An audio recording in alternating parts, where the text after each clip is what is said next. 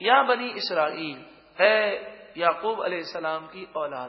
یہاں پر یہ بات میں سمجھا دوں، عرض کر دوں کہ اسرائیل یہ لفظ برا نہیں ہے. فی زمانہ تو ایک ایسی ریاست کا نام ہے جو اسلام دشمنی میں بڑی مشہور و معروف ہے، لیکن اسرائیل کے لفظی معنی، یہ سریانی زبان کا لفظ ہے، اس کے لفظی معنی ہے اللہ کا بندہ.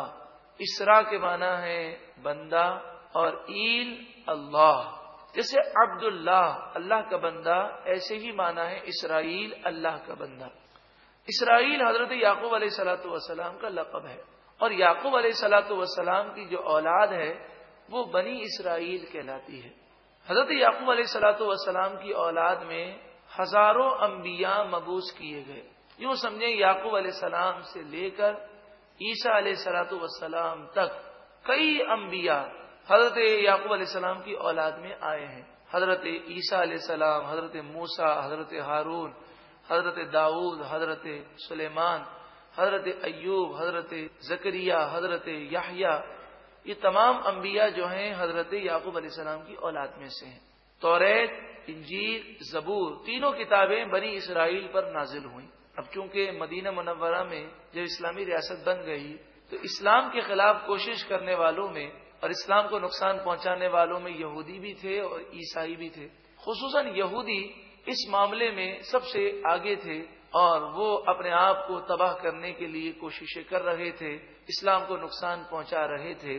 تو ان لوگوں کو اب خطاب کیا جا رہا ہے. فرمایا یا بنی اسرائیل، اے یعقوب علیہ السلام کی اولاد جو اس وقت یہودی بن گئے ہو، توریت کے ماننے والے ہو، انجیل کو ماننے والے ہو یا زبور کے ماننے والے ہو.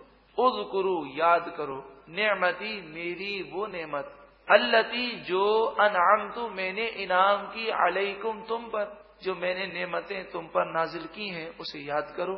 وَأَوْفُوا بِعَهْدِي، اور میرے عہد کو پورا کرو، جو تم نے مجھ سے عہد کیا اس کو پورا کرو، یعنی میری فرما برداری کرو. اوفی بعہدکم، میں اپنا وعدہ پورا کروں گا اور تمہیں جنت عطا فرماؤں گا. اور میرے عہد کو پورا کرنے میں لوگوں سے نہ ڈرو. وَإِيَّايَ فَارْهَبُونَ، اور صرف مجھ ہی سے ڈرو. وَآمِنُوا، اور ایمان لاؤ، بما، اس پر، جو انزلت، میں نے نازل کیا. مصدقا لما معکم، وہ تصدیق کرنے والا ہے یہ قرآن ان کتابوں کی، معکم، جو تمہارے پاس ہیں. توریت، انجیل، زبور کی تصدیق قرآن پاک کرتا ہے. ولا تکونوا اول کافر بہ، اور پہلے کافر مت بننا، اس قرآن کا انکار کرنے والوں میں تم پہلے مت بننا. مطلب یہ قرآن نازل ہوا، اگر تم انکار کر دو گے تو جتنے تمہاری نسلوں میں انکار کریں گے، کافر رہیں گے، ان سب کا گناہ تمہارے سر پر آئے گا. وہ تو گناہگار ہوں گے لیکن تم بھی گناہگار ہوگے. حقیقت یہی ہے کہ جب انسان کوئی گناہ کرتا ہے تو اسے یہ سوچنا چاہیے کہ گناہ کی دو قسمیں ہیں. ایک گناہ اس کی ذات پر ختم ہو جاتا ہے، اور ایک وہ گناہ ہے جو گناہ جاریہ ہے، کہ وہ قبر میں پہنچ جاتا ہے پھر بھی وہ گناہ کا میٹر اس کا شروع ہی رہتا ہے. تو ہمیں ایسا کوئی کام نہیں کرنا چاہیے کہ جس سے ہمارے مرنے کے بعد بھی لوگ اس گناہ کی پیروی کرتے رہے اور ہمیں گناہ ملتا رہے.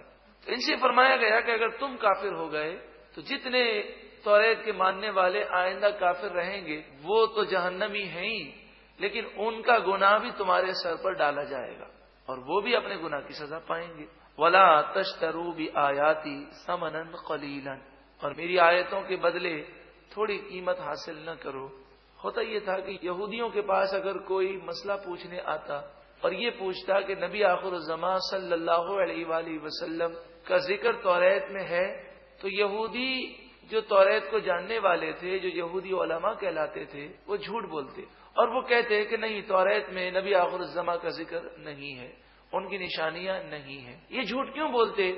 یہودی قوم کے بڑے بڑے سرداروں نے انہیں رشوت دی ہوئی ہوتی اور ان کی مٹھی گرم کر کے انہیں سمجھایا ہوا تھا کہ دیکھو اگر آپ نے یہ بتا دیا کہ نبی آخر الزمان یہی ہیں، توریت میں ان کی نشانیاں ہیں، تو سارے لوگ ان کی طرف چلے جائیں گے اور ہماری سرداری ختم ہو جائے گی. تو اس رشوت کی وجہ سے، اس مال کی وجہ سے یہ یہودی توریت کے جاننے والے جھوٹ بولتے. تو فرمایا وَلَا تَشْتَرُوا بِآيَاتِي ثَمَنًا قَلِيلًا، میری آیتوں کے بدلے تھوڑی قیمت حاصل نہ کرو کہ دنیا کی ساری دولت وہ آخرت کے مقابلے میں تھوڑی حقیر اور فانی ہے. وَإِيَّايَ فَاتَّقُونَ.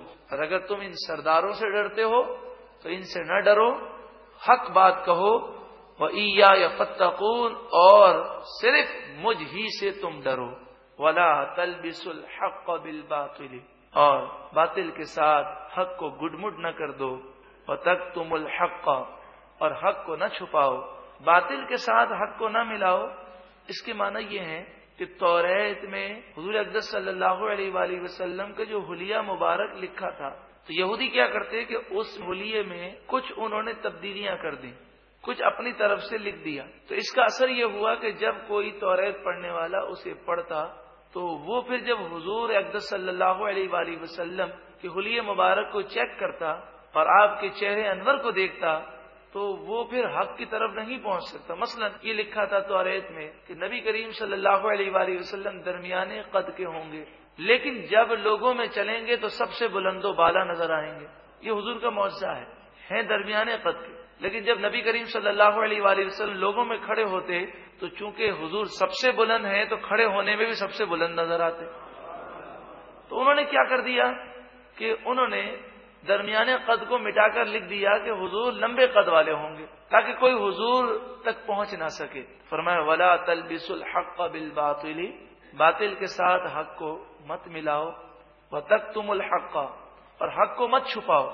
حق کو چھپانے کی یہ معنی ہے توریت کی زبان عبرانی تھی، تو عبرانی زبان کو جاننے والا اگر کوئی نہ ہو اور وہ ان سے پوچھتا کہ جی آپ تو توریت کو پڑھتے ہیں، بتائیے کیا نبی آخر الزماں کی یہ نشانیاں ہیں جو ان میں پائی جاتی ہیں، تو وہ حق کو چھپا دیتے. وَأَنْتُمْ تَعْلَمُونَ. حالانکہ تم جانتے ہو اور جان بوجھ کر حق کو چھپاتے ہو. وَأَقِيمُوا الصَّلَاةَ. اور نماز قائم کرو. وَآتُوا الزَّكَاةَ. اور زکوٰۃ ادا کرو. وَارْكَعُوا. اور رکوع کرو. مع الراکعین. رکوع کرنے والوں کے ساتھ، یعنی جماعت سے نماز ادا کرو. أَتَأْمُرُونَ النَّاسَ.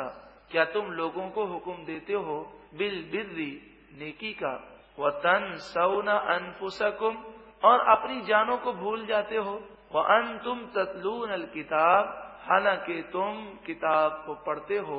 أَفَلَا تَعْقِلُونَ. کیا تمہیں عقل نہیں.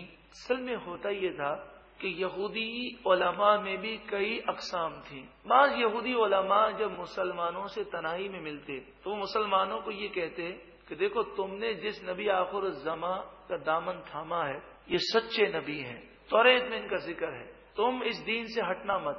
تو وہ مسلمان ان سے کہتے کہ پھر جب یہ سچے نبی ہیں تو آپ ایمان لے کر کیوں نہیں آتے. تو یہودی علماء یہ کہتے کہ ہماری قوم کی مخالفت ہم برداشت نہیں کر سکتے، اس لیے ہم تو مجبور ہیں، ہم تو اس کا اظہار نہیں کر سکتے، مگر ہم تمہیں نصیحت کر دیتے ہیں کہ تم اسلام کو مت چھوڑنا. تو ان لوگوں کے لیے یہ آیت کریمہ نازل ہوئی کہ اے توریت کے جاننے والو، جب تم دوسروں کو نیکی کا پیغام دے رہے ہو، أَتَأْمُرُونَ النَّاسَ بِالْبِرِّ. لوگوں کو نیکی اور بھلائی کا حکم دیتے ہو.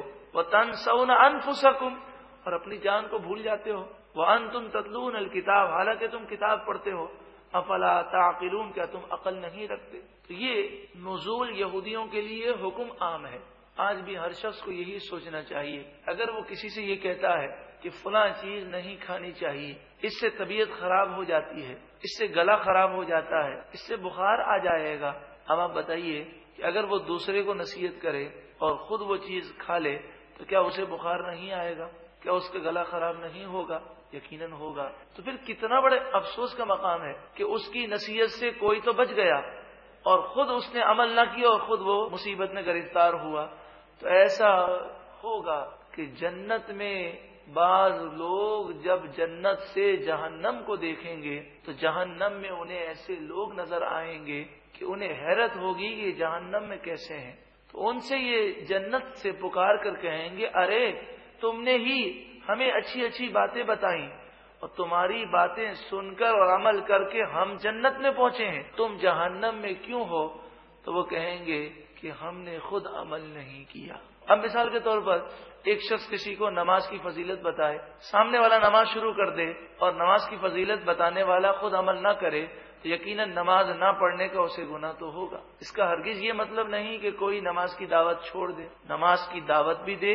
ہم پر دو فرض ہیں، اپنی اصلاح کرنا بھی فرض ہے اور دوسرے کی اصلاح کرنا بھی فرض ہے، تو دونوں فرض پر عمل کرنا چاہیے۔ وَاسْتَعِینُوا بِالصَّبْرِ وَالصَّلَاةِ، اور صبر اور نماز کے ذریعے مدد چاہو۔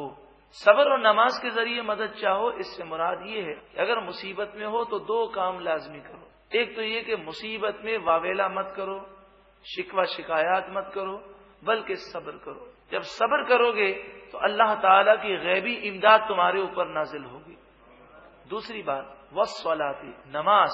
جب کوئی شخص مصیبت میں نماز کا دامن تھام لیتا ہے، فرائض واجبات تو اپنی جگہ ہیں، وہ تو پڑھنے ہیں، سنت موقدہ بھی ادا کرنی ہے۔ نماز حاجت کے متعلق حدیث پاک میں آیا کہ نبی کریم صلی اللہ علیہ وآلہ وسلم کی عادت کریمہ، آپ نے ہمیں یہ تعلیم دی کہ جب بھی آپ کو کوئی پریشانی لاحق ہوتی تو آپ 2 رکعت نفل نماز حاجت کو ادا فرما لیا کرتے۔ تو حضور نبی کریم صلی اللہ علیہ وآلہ وسلم کی شان تو بہت بلند و بالا ہے، ہمیں سمجھانے کے لیے، ہماری تعلیم کے لیے یہ عمل کافی ہے۔ ہمیں بھی چاہیے کہ ہم نماز حاجت ادا کر کے اللہ کی بارگاہ میں عرض کریں، رب العالمین غیب سے ہماری مدد فرمائے گا۔ وَإِنَّهَا، اور بے شک یہ نماز، لَكَبِيرَةٌ، ضرور بھاری ہے، یہ نماز بھاری ہے، مشکل ہے، إِلَّا عَلَى الْخَاشِعِينَ، مگر اللہ سے ڈرنے والوں، خشوع رکھنے والوں پر نماز بھاری نہیں ہے۔ نماز بھاری ہے، جو اللہ سے ڈرنے والے نہیں ہیں ان پر بھاری ہے۔ آپ یہ منظر دیکھ سکتے ہیں کہ کئی لوگ نکاح کے لیے آتے ہیں، مسجد کے باہر چکر لگاتے ہیں، غسل کر کے اچھے کپڑے پہن کر آئے ہیں، لیکن نکاح میں تو شریک ہو جاتے ہیں، اندر جماعت ہو رہی ہے لیکن نماز میں وہ شریک نہیں ہوتے۔ کھڑے کھڑے 1-1 گھنٹہ گفتگو کر لیں گے، لیکن نماز میں کھڑا ہونا انہیں بوجھ محسوس ہوتا ہے۔ یہ کنہیں ہوتا ہے؟ جو خشوع سے دور ہیں۔ لیکن الا علی الخاشعین، جو خشوع کرنے والے ہیں، جو اللہ سے ڈرنے والے ہیں، ان کا تو یہ مقام ہے کہ راتیں بیت جاتی ہیں، ان کی نمازیں ختم نہیں ہوتی۔ الذین یظنون انہم ملاقو ربہم، خشوع کیسے پیدا ہو؟ اللہ سے ڈرنے والے کون ہیں؟ تو فرمایا الذین یظنون انہم ملاقو ربہم، یہ وہ لوگ ہیں جنہیں یقین ہے کہ وہ اپنے رب سے ملنے والے ہیں۔ تصور آخرت اور رب کی بارگاہ میں حاضر ہونے کا تصور ہر وقت ان کے سامنے ہے۔ اس کو بعض مفسرین فرماتے ہیں کہ انہیں نمازوں میں اتنا لطف اس لیے آتا ہے کہ وہ اپنی ہر نماز کو آخری نماز سمجھ کے پڑھتے ہیں۔ وَأَنَّهُمْ إِلَيْهِ رَاجِعُونَ، اور بے شک یہ لوگ اللہ ہی کی طرف لوٹنے والے ہیں، اس بات کا بھی انہیں یقین ہوتا ہے۔ اللہ تعالی ہمیں بھی تصور آخرت عطا فرمائے۔